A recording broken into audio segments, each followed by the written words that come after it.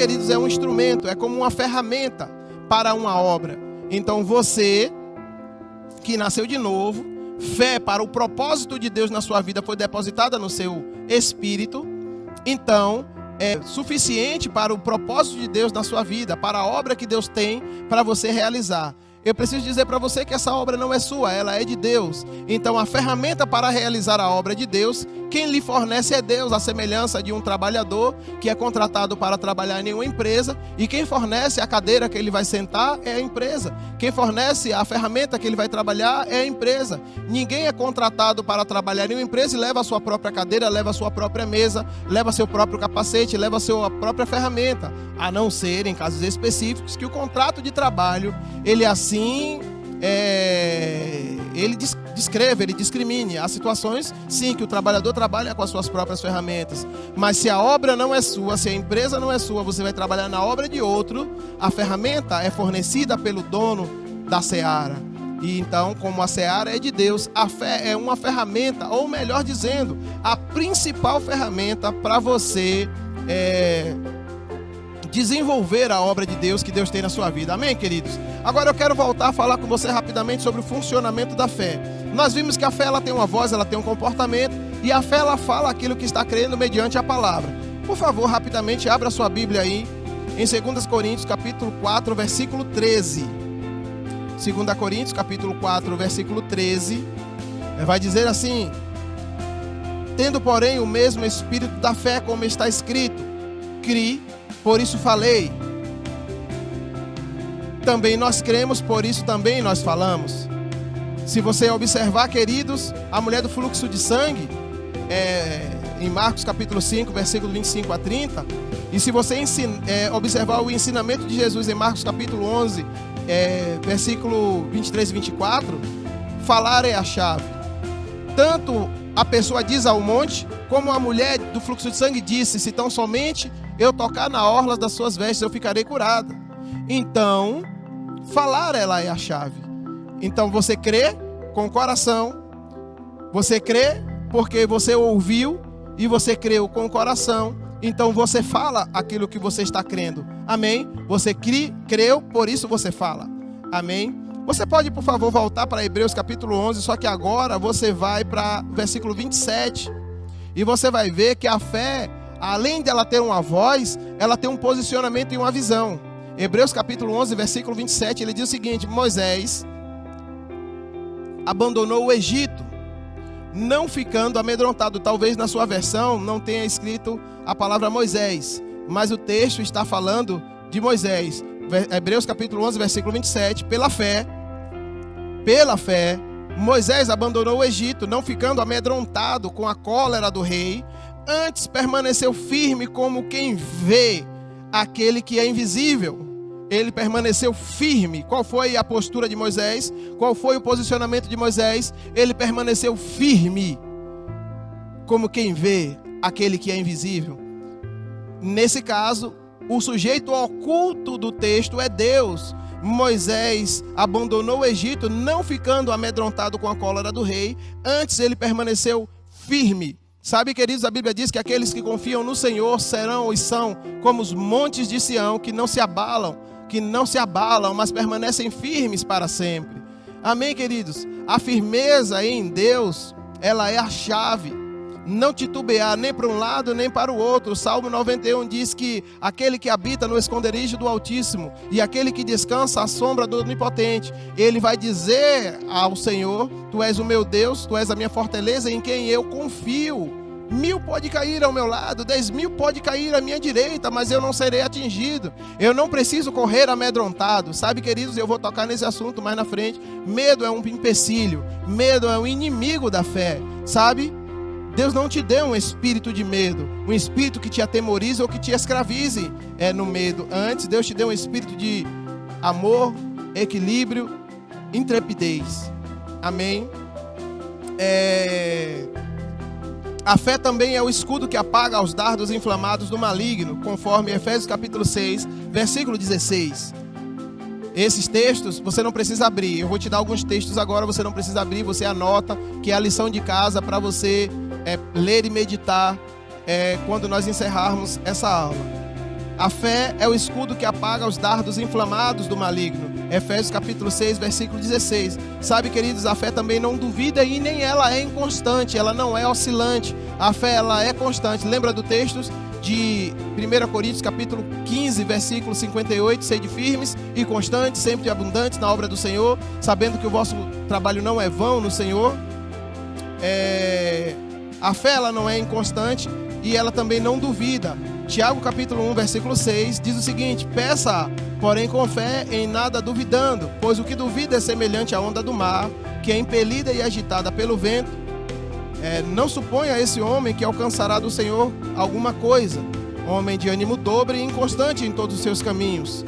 A fé, ela não duvida. Eu sei que o contexto aqui de Tiago é sabedoria para agir em momentos de dificuldade, mas o princípio aqui é que seja lá o que for que você for fazer, você peça com fé, você não peça duvidando, você peça com certeza e com convicção. E você se move com certeza e com convicção, crendo que Deus, que é o autor e o consumador da nossa fé, Ele vai fazer aquilo acontecer porque você está agindo conforme a palavra. Amém? Então, assim, não duvide, queridos, quando você agir em fé. Sabe que a fé também só opera ou só atua pelo amor de Deus. Abra aí sua Bíblia no livro de Gálatas, capítulo 5, versículo 6. Gálatas, capítulo 5, versículo 6.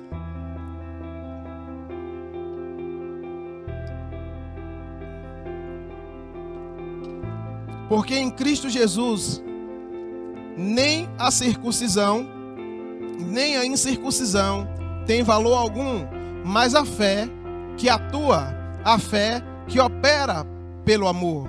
Amém? E o texto mais clássico para nós sabermos a respeito do amor de Deus é 1 Coríntios capítulo 13, versículo 1 em diante. Eu preciso que você abra 1 Coríntios capítulo 13 e leia comigo a partir do versículo 1. Ainda que eu fale a língua dos homens e dos anjos, se não tiver amor, serei como o bronze que soa ou como o símbolo que retine.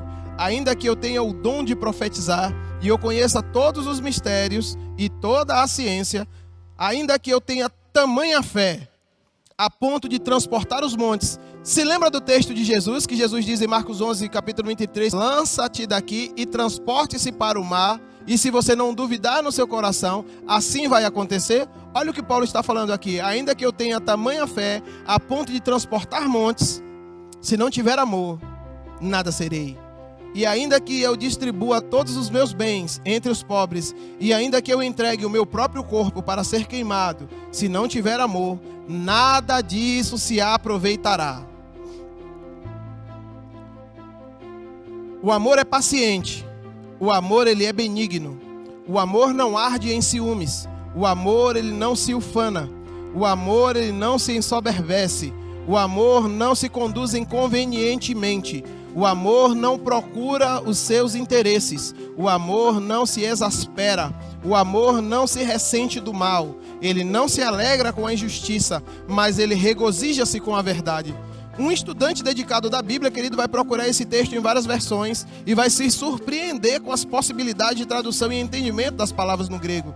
Sabe, querido, existe um perigo altíssimo de alguém, por desconhecimento ou esquecimento, não andar em amor, como uma ordenança às Escrituras. Sabe, Efésios capítulo 5 diz que eu posso tornar a fé, que é o único instrumento para vencer o mundo inoperante. Sabe, Efésios capítulo 5, versículo 1 e 2 diz assim: sede, pois, imitadores de Deus como filhos amados, e andai em amor. Ser imitador de Deus como filho amado, querido, é andar em amor. Por quê? Porque Deus, ele é amor. Eu preciso dizer uma coisa para você a respeito do amor de Deus. Queridos, o amor, ele não é um sentimento. O amor de Deus, ele não é um sentimento. O amor de Deus, ele é semelhante à fé, ele é uma convicção que você tem. Você não precisa sentir amor para amar os seus inimigos. A Bíblia diz, Jesus dizendo, ame os que vos odeiam.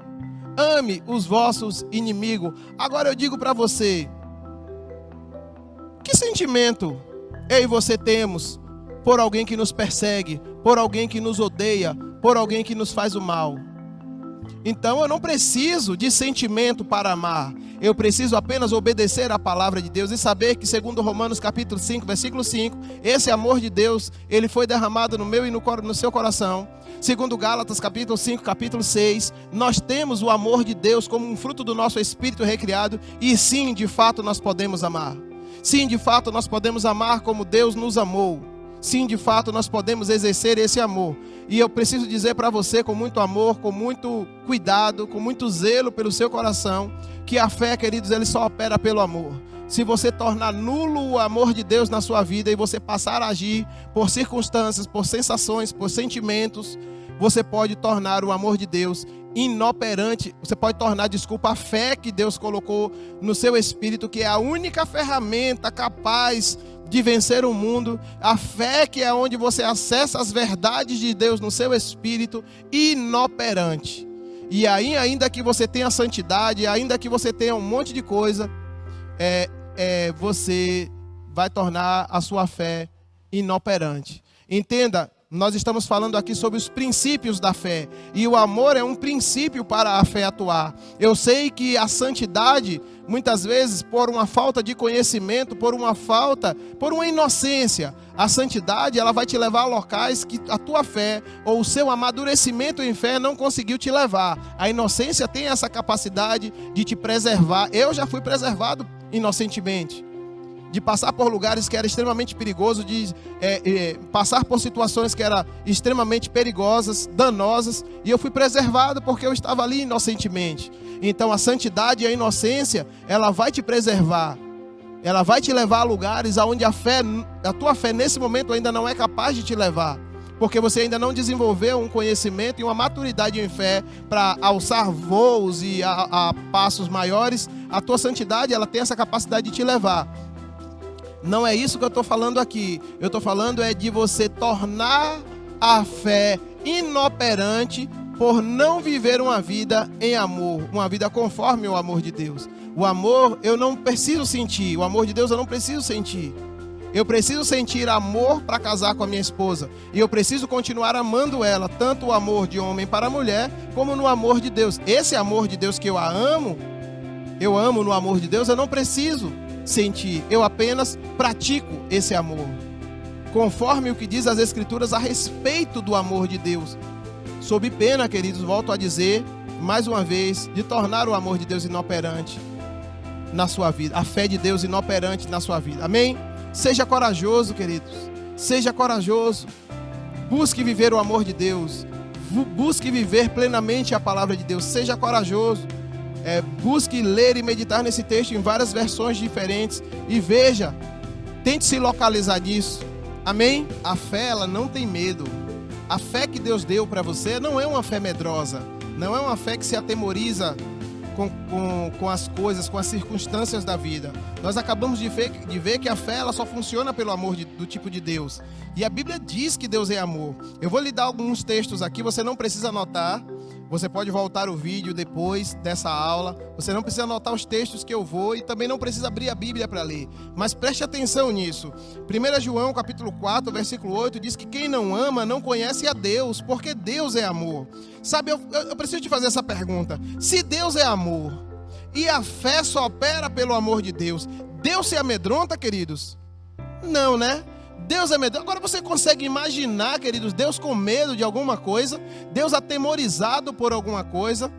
Então a fé do tipo de Deus, a fé que sai de Deus e foi depositada no nosso espírito, tem o mesmo tipo de coragem e intrepidez que o próprio Deus tem. Sabe, queridos, não há falhas em Deus.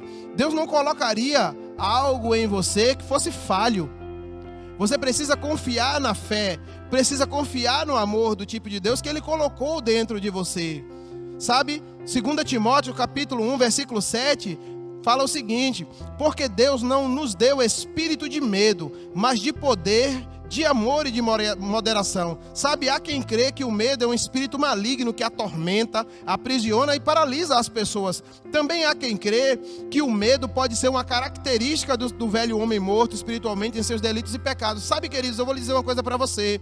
Não importa O que nos importa saber e crer, queridos, é que o medo, seja ele lá o que for, nem como for, não provém de Deus, não vem de Deus, não é uma coisa vinda de Deus para mim e nem para a sua vida. Não é uma característica do nosso espírito recriado e muito menos do Espírito Santo que habita em nós. O que Deus nos deu foi poder, amor e equilíbrio. O medo não vem de Deus. Nós não precisamos ter... Existem várias situações dizendo assim: não temas, não tenha medo, tenha bom ânimo. O conselho bíblico de Gênesis e Apocalipse é: não temas, tão somente creia, seja forte, seja corajoso, se anime, se alegre. Você não vai ver nenhum conselho bíblico dizendo: fique com medo, tenha medo, se atemorize. Por quê? Porque o medo não é uma característica de Deus. Amém? Veja só o que João escreveu sobre o medo. 1 João capítulo 4, versículo 7. Esse texto eu preciso que você abra comigo, porque eu vou ler com você esses versículos. E eu preciso ser muito rápido, eu já estou terminando. 1 João capítulo 4, versículo 7. Amados, amemos uns aos outros, pois o amor procede de Deus. Amém? E todo aquele que ama é nascido e conhece a Deus. Aquele que não ama não conhece a Deus, porquanto Deus é amor.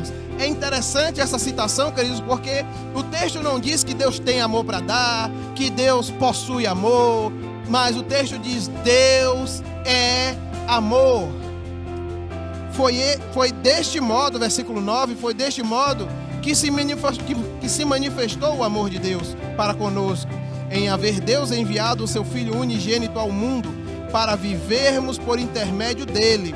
Assim nisto consiste o amor, não em que nós tenhamos amado a Deus, mas em que ele nos amou e enviou o seu Filho como propiciação pelos nossos pecados. Amados, considerando que Deus amou dessa forma, nós também devemos amar uns aos outros. Ninguém jamais viu a Deus, mas se nós amarmos uns aos outros, Deus permanece em nós e o seu amor é aperfeiçoado. Essa palavra aperfeiçoado, nós podemos seguramente, numa análise muito simplificada do léxico grego, nós podemos dizer que o seu amor é amadurecido em nós. Sabe? Ele é aperfeiçoado, ele é amadurecido. Versículo 13. Temos certeza de que permanecemos nele e ele em nós, porque ele nos outorgou o seu Espírito Santo, e vimos testemunhos que o Pai enviou o seu Filho para ser o Salvador do mundo. Se alguém confessa publicamente que Jesus é o Filho de Deus, Deus permanece nele e ele em Deus. Portanto, dessa forma, conhecemos o amor de Deus, conhecemos o amor que Deus tem por nós e confiamos plenamente nesse amor. Queridos, Deus é amor, e aquele que permanece no amor permanece em Deus e Deus nele. Versículo 17. Dessa forma o amor é aperfeiçoado em nós, a fim de que tenhamos total confiança no dia do juízo. Pois assim como ele é, nós semelhantemente somos nesse mundo. Queridos, é uma total confiança. Viver o amor de Deus nos dá uma total confiança. É dessa forma que o amor é amadurecido em nós, a fim de que tenhamos total segurança no dia do juízo, diz o versículo 17. A fim de que tenhamos total segurança no dia do juízo. Pois assim como ele é, semelhantemente nós somos nesse mundo. Versículo 18. No amor não existe medo. Antes, o perfeito amor lança fora todo o medo. Ora, o medo pressupõe punição, e aquele que teme não está aperfeiçoado no amor. Nós o amamos porque ele amou primeiro. Vamos lá, o amor assim. Imagina, se eu amo o meu pai porque eu tenho medo de que ele me bata, que ele me dê uma surra, que ele me castigue, que ele me coloque de joelho no milho, de costas de frente para a parede, com um caixote cheio de coisas em cima da minha cabeça, e então, com medo desse castigo, de ficar ajoelhado no milho, de braços abertos, equilibrando um caixote na cabeça, se eu amo por causa disso, isso não é amor. Porque isso é medo, e o medo pressupõe castigo. Se eu amo a Deus com medo de ir para o inferno, se eu amo a Deus, ou eu demonstro esse amor, eu demonstro essa fé, eu demonstro a minha vida piedosa, com medo do castigo de Deus, com medo da ira e da mão pesada de Deus pesar sobre a minha vida, isso não é, queridos, amor, isso é medo. A Bíblia diz que o medo não vem de Deus. O medo não procede de Deus. Nós lemos o texto que diz que o medo não procede de Deus. De Deus procede o amor. E segundo o texto que nós lemos de Timóteo, na carta que Paulo escreveu a Timóteo, o Espírito que Deus nos deu é de poder, amor e moderação, que quer dizer equilíbrio, uma vida equilibrada. Sabe, queridos, o medo, ele não pode jamais vir de Deus. Então, ter medo da circunstância ou do que a circunstância pode fazer conosco nega a nossa fé, anula a nossa fé, atrapalha consideravelmente a nossa vida em Deus, porque a nossa vida em Deus é baseada na fé pela palavra de Deus. Amém? Então não precisamos ter medo, não devemos viver atemorizados. Antes devemos viver conforme o que a palavra diz. Para viver o que a palavra diz, queridos, nós precisamos nos enchermos da palavra. A Bíblia diz, nós já lemos aqui, e habite ricamente em nós a palavra de Cristo. O medo, sabe, queridos, eu quero finalizar com isso. O medo, a dúvida, a incredulidade, a inconstância, a infidelidade, a deslealdade, o ódio, o desamor, são opostos à fé. Pense nisso que eu estou te falando. Considere isso que eu estou te falando. O medo, a dúvida, a incredulidade, a inconstância. Sabe o que é inconstância? É uma hora você está de um, outra hora você está de um jeito. Uma hora você está em pé, outra hora você está caído. Uma hora você está o crente mais crente do mundo, outra hora você está quase que um desviado. Uma hora você pensa assim, o seu gosto é não sair mais de dentro da igreja, no outro dia você já não quer nem mais vir na igreja. Você é um inconstante. A Bíblia diz, nós lemos que quem é assim, inconstante, semelhante às ondas do mar, que uma hora a maré está cheia, outra hora a maré está vazia. Quem é assim, de ânimo dobre e inconstante em todos os seus caminhos, não pense que receberá do Senhor coisa alguma. Coisa alguma, queridos. Isso é muito perigoso. Por isso que eu digo para você, é segurança para a minha vida, para a sua vida, vivermos conforme o que a palavra diz. E a palavra diz para nós sermos firmes, constantes, sempre abundantes, fazendo aquilo que o Senhor nos confiou para fazer, sabendo que o nosso trabalho não é vão no Senhor. Essas coisas são opostas à fé, contrárias à natureza e o caráter de Deus.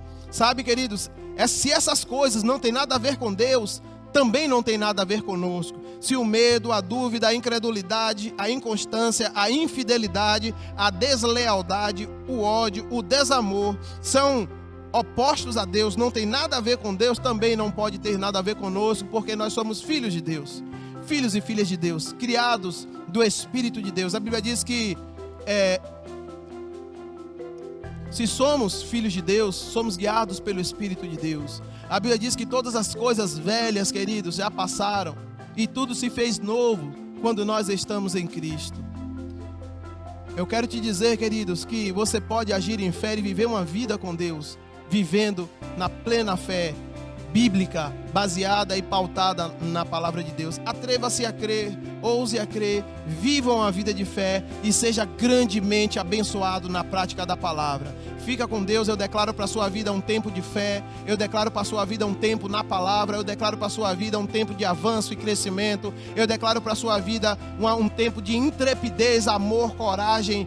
Eu declaro sobre a sua vida o amor de Deus vindo sobre você e você entendendo muito mais sobre isso e você vivendo esse amor, andando em amor, como a Bíblia diz em Efésios capítulo 5, versículo 1. Eu declaro sobre a sua vida você vivendo em fé, com intrepidez e ousadia nesse tempo, movendo coisas do seu lugar e transformando o mundo ao seu redor com base na palavra de Deus. Seja grandemente abençoado na prática da palavra.